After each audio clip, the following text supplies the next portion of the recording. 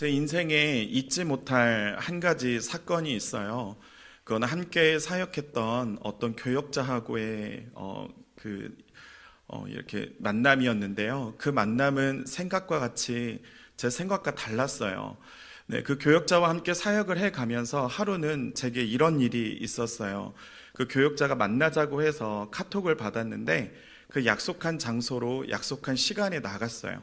그런데 1시간을 기다리고 2시간을 기다리고 3시간을 기다렸는데 오지 않은 거예요. 근데 제게 아무런 연락도 없고 아무런 답도 없는 거예요. 그래서 전화를 했는데 전화도 받지 않는 거죠. 그리고 카톡을 보냈는데 카톡에 아무런 답도 없는 거예요. 그렇게 해서 그 만남은 불발이 되고 저는 혼자 쓸쓸히 집으로 돌아갔습니다. 저희 교회 얘기가 아니라는 걸 알아주시기 바랍니다. 네, 이거는 미국에서 있었던 경험이에요. 네, 그래서 그 쓸쓸함에 늘 제 동반자는 제 아내였어요. 그래서 아내에게 이런 일이 있었는데, 이거 어떻게 해야 하지? 하지만 우리 아내는 항상 저의 편은 아닙니다. 네, 아시죠? 네, 모든 남편들은 공감할 겁니다. 때로는 내 편이지만 때로는 중립을 지키죠. 네, 그런 마음을 털어버리라고 얘기를 했어요. 그런데 잘 털어지지가 않는 거예요. 그 주에 계속 수업을 받다가도 생각이 나고, 왜 그러셨지? 왜 그러셨지? 내가 싫은가? 내가 미운가? 막 이런 생각도 해보고, 내가 뭔 잘못을 했는가? 이런 생각도 해보고, 많은 상상 속에서 페이퍼를 쓰다가도, 레포트를 쓰다가도 너무 힘든 거예요. 그래서 또 전화기를 들어서 전화를 했는데 여전히 받지 않는 거죠. 그래서 주일이 됐습니다. 그래서 주일이 되어서 그분을 만났어요. 같이 사역을 하기 때문에. 목사님, 왜 만나자고 했는데 왜 못 나오셨어요? 목사님 말 바빴어요. 네. 네, 제 인생에 잊지 못할 사건이었어요. 그런데 그 전까지는 이래저래 화가 나더라도 마음속에서 참으려고 노력했어요. 근데 바빴어요. 그 한마디가 순간 안에서 올라오는 모든 이 세상에서 제가 감당하지 못할 화가 확 올라오는 거예요. 그래서 제가 어떻게 했을까요? 참았습니다. 아무 말을 안 했습니다. 바쁘셨군요. 다음에는 꼭 약속을 지켜주세요. 말하고 지나쳤어요. 우리는 살다가 보면 때로는 분노를 느낄 때가 있고 화를 내고 싶을 때가 있어요. 오늘 본문에도 무리바라는 지명이 나오죠. 이 무리바라는 지명은 다툼이라는 이름의 뜻을 갖고 있습니다. 왜 다툼이라는 이름의 뜻을 가지고 있을까요? 이 바로 무리바라는 이 지역, 바로 가데스라는 이 지역에서 다툼이 일어났기 때문이에요. 1차적으로는 모세와 이스라엘 간의 다툼이 일어났지만 이것은 더 본질적으로 보면 이스라엘이 하나님을 향한 다툼이었다는 것이죠. 그런데 오늘 본문에서 모세는 이 다툼 가운데 무엇을 표출합니까? 분노를 표출하고 있죠. 그런데 그 분노와 표출 앞에 하나님께서는 12절에서 이렇게 말씀하세요. 우리 같이 12절 말씀을 읽어보겠습니다. 여호와께서 모세와 아론에게 이르시되 너희가 나를 믿지 아니하고 이스라엘 자손의 목전에서 내 거룩함을 나타내지 아니한 고로 너희는 이 회중을 내가 그들에게 준 땅으로 인도하여 드리지 못하리라 하시니라. 자, 오늘 본문에서 하나님은 모세를 향해서 거룩함을 나타내지 않았다라고 말하고 있어요. 다르게 얘기하면 모세의 위치는 거룩함을 나타내야 하는 위치인데 그는 도리어 분노를 통해 그 거룩함을 나타내지 않았다는 것이죠. 자, 그렇다면 왜 하나님께서 이것에 대해서 거룩함을 나타내지 않았다라고 말씀하신 걸까요? 저는 오늘 이것에 대해서 바로 두 가지로 말씀을 정리해 보고자 합니다. 첫 번째로 모세는 자기의 의를 취하고 있었기 때문이에요. 그래서 하나님께서는 이 모세의 의에 대하여 거룩함을 나타내는 믿음은 자기의 의에 취하지 않는 것이라고 반대로 말씀하고 계셨던 것이죠. 모세는 하나님께 12절 말씀에서 이렇게 지적을 받고 있습니다. 여호와께서 모세와 아론에게 이르시되 너희가 나를 믿지 아니하고 이스라엘 자손의 목전에서 내 거룩함을 나타내지 아니한 고로 너희는 이 회중을 내가 그들에게 준 땅으로 인도하여 드리지 못하리라 하시니라. 자, 지금 분노를 내고 있는 모세를 향해 하나님께서는 지금 두 가지를 지적하고 계세요. 먼저 첫 번째는 믿음의 문제였습니다. 그리고 두 번째는 거룩함의 문제였죠. 다시 말해서 이 믿음과 거룩함은 서로 연결되어져 있다는 것입니다. 하나님의 말씀에 대한 믿음이 하나님의 거룩함을 드러내는 것이라는 것이죠. 말씀에 대한 믿음은 순종을 통해서 드러납니다. 그렇게 모세는 하나님의 말씀에 대한 순종을 통해 하나님의 거룩함을 나타내야 했다는 것이죠. 그런 그가 순종이 아닌 순간의 자기 감정에 취해서 하나님의 거룩함이 아닌 자신의 의를 드러내는 자리로 사용했다는 거예요. 본문 10절 말씀을 잘 보십시오. 모세와 아론이 회중을 그 반석 앞에 모으고 모세가 그들에게 이르되 반역한 너희여 들으라. 우리가 너희를 위하여 이 반석에서 물을 내랴 하고, 모세의 표현 중에 반역한 너희여라고 이스라엘 백성들을 부르고 있습니다. 그 다음에 모세가 한 말이 무엇입니까? 우리가 너희를 위하여 이 반석에서 물을 내랴라고 말하고 있지 않나요? 여기서 우리는 모세와 아론을 말해요. 마치 둘이 지금 이스라엘 백성들에게 물을 내는 것처럼 지금 말하고 있는 것이죠. 그러나 사실 이 기적은 누가 행하길 원하셨던 기적이에요? 하나님께서 행하기를 원하셨던 기적입니다. 본문 8절 말씀을 우리 같이 함께 읽어보겠습니다. 지팡이를 가지고 내 형 아론과 함께 회중을 모으고 그들의 목전에서 너희는 반석에게 명령하여 물을 내라 하라. 내가 그 반석이 물을 내게 하여 회중과 그들의 짐승에게 마시게 할지니라. 아멘. 여기서 분명히 하나님께서 뭐라고 말씀하고 계세요? 명령하여 뭐라고요? 물을 내라 라고 말씀하고 계시죠. 반석을 치지 않아도 되었어요. 그냥 하나님이 주신 지팡이를 가지고 반석을 향해 명령만 하면 물이 나오는 것이었습니다. 그런데 모세는 굳이 그 반석을 때렸던 것이죠. 그것도 한 번이 아니라 몇 번을 때렸어요? 2번이나 때렸던 것이죠. 이것은 지금 모세의 현재 영적인 상태를 보여주는 거예요. 모세는 순간 올라오는 분노를 참지 못하고 자신의 위치를 망각해 버리게 된 것이죠. 여기서 우리가 알 수 있는 것은 무엇입니까? 분노는 우리의 위치를 잊게 만든다는 거예요. 누구 앞에서요? 하나님 앞에서요. 왜 이런 일이 벌어지게 된 것일까요? 그 이유는 모세 안에 바로 자기 의의가 아직도 살아있었기 때문이에요. 자기 의의가 살아있는 사람의 특징 중 하나가 분노를 표출한다는 겁니다. 여기서 우리가 한 가지 짚고 가야 하는 것이 있어요. 그렇다면 왜 모세의 행동이 자기의 의에서 출발한 분노와 혈기라는 것이죠. 충분히 모세가 화낼 수 있는 상황 아닙니까? 모세도 충분히 화를 표출할 수 있는 상황이었어요. 그런데도 왜 이 분노와 이 혈기는 하나님께서 자기 의를 표출하는 혈기라고 말씀하고 계시는 걸까요? 이런 상황에 누가 이런 감정을 느끼지 않을 수 있겠습니까? 만약 저라면 모세처럼 행동하는 것을 넘어 더 심했을 거예요. 덜하지는 않았을 겁니다. 사실 예수님도 마태복음 21장에서 분노를 표출하지 않습니까? 성전을 강도의 소굴로 만든 바로 당시의 종교 지도자들과 이스라엘 백성들을 보면서 예수님은 자신의 감정을 적나라하게 표출합니다. 마태복음 21장 12절 말씀에 예수께서 성전에 들어가사 성전 안에서 매매하는 모든 사람들을 내쫓으시며 돈 바꾸는 사람들의 상과 비둘기 파는 사람들의 의자를 둘러 엎으시고. 그런데 이상하지 않습니까? 이 분노에 대해서는 하나님께서 인정하셨어요. 그 어디에도 모세와 같은 표현은 나오고 있지 않습니다. 그런데 모세가 표출한 분노에는 하나님께서는 예수님과 다르게 반응하고 계신다는 것이죠. 바로 이 차이가 모세의 분노와 혈기의 출발이 무엇인지를 우리에게 하나님께서 보여주는 모습이라는 거예요. 다시 본문 12절 말씀을 보겠습니다. 여호와께서 모세와 아론에게 이르시되 너희가 나를 믿지 아니하고 이스라엘 자손의 목전에서 내 거룩함을 나타내지 아니한 고로 너희는 이 회중을 내가 그들에게 준 땅으로 인도하여 드리지 못하리라 하시니라.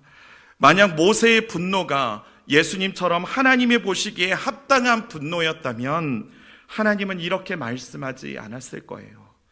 그런데 모세에게 이렇게 하신 이유는 분명하다는 거죠. 바로 이 차이가 누구를 위한, 무엇을 위한 분노였는지를 보여준다는 것입니다. 사랑하는 성도 여러분, 모세가 순종했으면 끝날 일이에요. 그러나 모세는 순종이 아닌 자신의 분노를 표출하기로 선택한 거죠. 문제의 해결은 하나님께 이미 있었는데 그 답도 모세는 들었는데, 그런데도 모세는 자신의 참을 수 없는 화로 반석을 2번 때린 것이죠. 이것이 자기 의에 기반한 분노라는 것입니다. 모세는 그렇기에 하나님의 거룩함을 가리운 것이죠. 평생의 순례자라는 책에 보면 이 부분을 이렇게 말해요. 본문에는 2종류의 죽음이 나온다. 하나는 아론과 미리암의 죽음으로, 사람이 태어나 한 번은 죽음을 통과해야 한다. 지금 이 말은 민수기 20장이 2명의 죽음으로 감싸져 있다는 거예요. 1절에서는 미리암의 죽음이 나오고 20장의 마지막 부분에는 아론의 죽음이 나온다는 거예요. 그런데 그 사람의 죽음 뒤에 또 다른 죽음이 사이에 삽입되어 있는데 그게 뭐냐면 이렇게 설명합니다. 다른 하나는 믿음의 길을 걸어가는 동안 내가 죽는 죽음이다. 분노와 혈기는 내가 시퍼렇게 살아있기 때문에 나타난다. 미리암과 아론의 죽음 사이에서 하나님은 모세 자신이 죽어야 함을 알려주신 것이다. 바로 광야 가운데 하나님께서 모세에게 가르치고 계셨던 것이 무엇이냐? 바로 분노와 혈기, 그것을 죽이는, 자기 자아를 죽이는 그 훈련이었다는 거예요.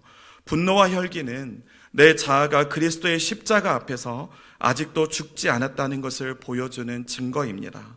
하나님의 거룩함을 드러내는 믿음은 분노와 혈기가 아니라 순종입니다. 다시 순종의 자리에서 하나님의 거룩함을 드러내는 저와 성도님들이 될 수 있기를 주님의 이름으로 축복합니다. 모세는 하나님의 거룩함을 드러내야 하는 자리에 있었습니다. 자, 그렇다면 모세가 드러내야 할, 거룩함을 드러내야 할 믿음 2번째는 무엇입니까? 영혼에 대한 실증을 내지 않는 거예요. 영혼에 대한 실증을 내면 안 돼요. 오늘 본문에는 크게 2 존재의 차이가 드러나죠. 한 명은 모세이고 또 다른 한 분은 하나님입니다. 모세는 분노를 표출했지만 하나님은 이스라엘 백성들에게 무엇을 주셨어요? 또 물을 주셨습니다. 이스라엘 백성들의 원망과 불평 앞에서 그 누구보다도 가장 마음이 아프신 분은 하나님이실 텐데 하나님은 또 다시 그럼에도 불구하고 이스라엘 백성들에게 물을 주셨다는 것이죠. 한번 생각해 보세요. 도대체 이게 몇 번째입니까? 광야 생활 동안에 이스라엘 백성들이 하나님을 향해서 표출했던 게 몇 번째예요? 한두 번도 아니에요. 그냥 틈만 나면 원망하고 틈만 나면 불평하지 않았습니까? 물이 없다고 불평하고 먹을 것이 없다고 원망하고 길이 힘들다고 원망하고 자신들이 인정받지 못하면 원망하고 게다가 고기 못 먹는다고 원망하고 정말 수시로 원망하고 불평하지 않았습니까?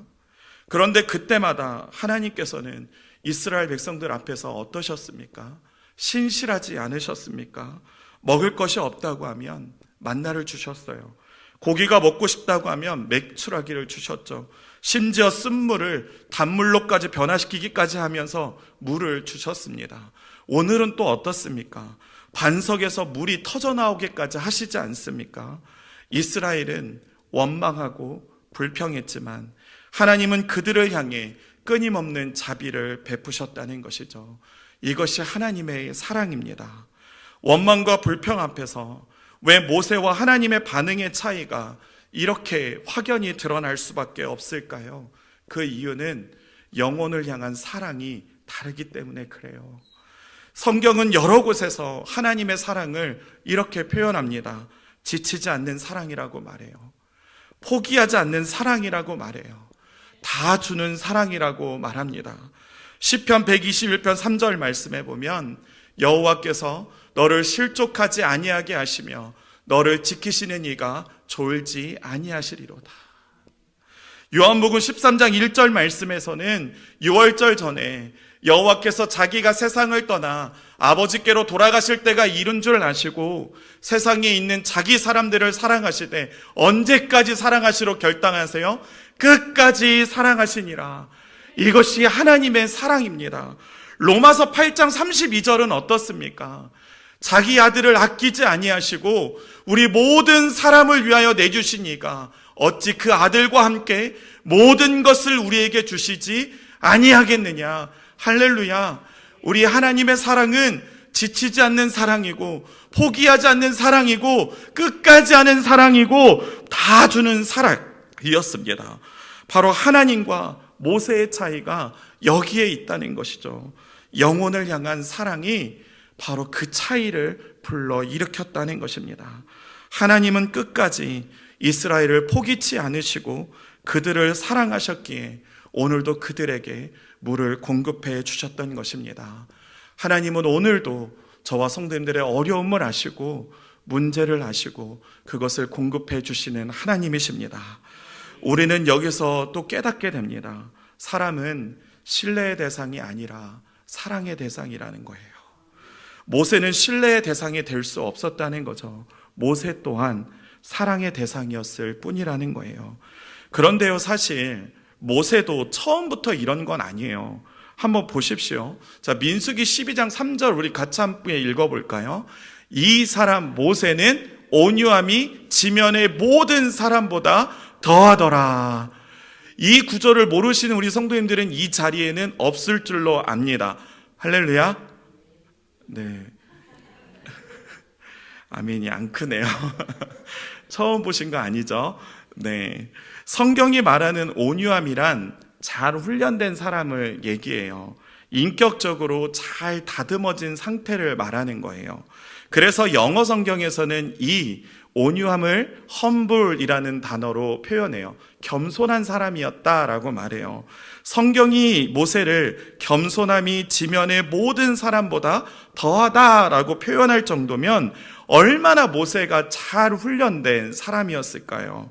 이렇게 잘 훈련된 모세이지만 그도 계속되는 이스라엘 백성들의 도전과 원망 앞에서는 짜증이 난 거죠.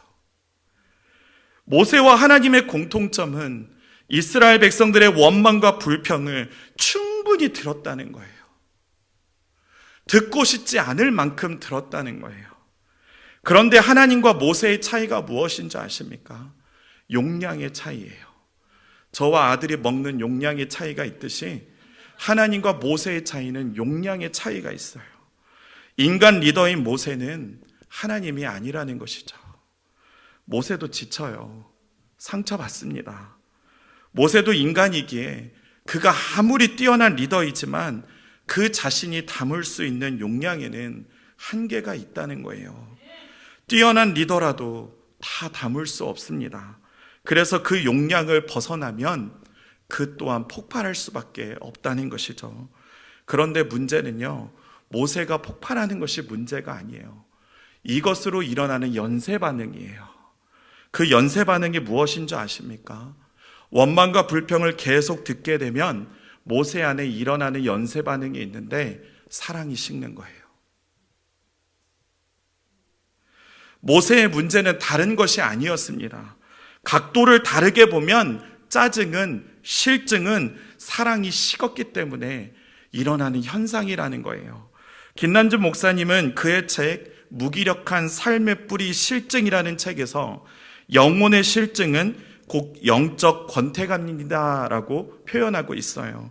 부부가 서로 사랑할 때는 서로가 보고 싶어서 틈만 나면 전화하고 틈만 나면 카톡하고 서로에 대해 알고 싶고 서로에게 사랑을 고백하고 싶다는 것이죠. 그런데 권태기가 온 부부는 달라요. 모든 답변이 단답형입니다. 서로에 대한 단점만 보이기 시작하고요. 함께하는 데이트가 줄어들기 시작하고요. 내 남편이 아닌, 내 아내가 아닌 다른 사람이 보이기 시작한다는 거예요. 이거는 저의 말이 아니라 KBS에 나온 얘기입니다. 조선일보에 이런 글이 실렸던 적이 있어요.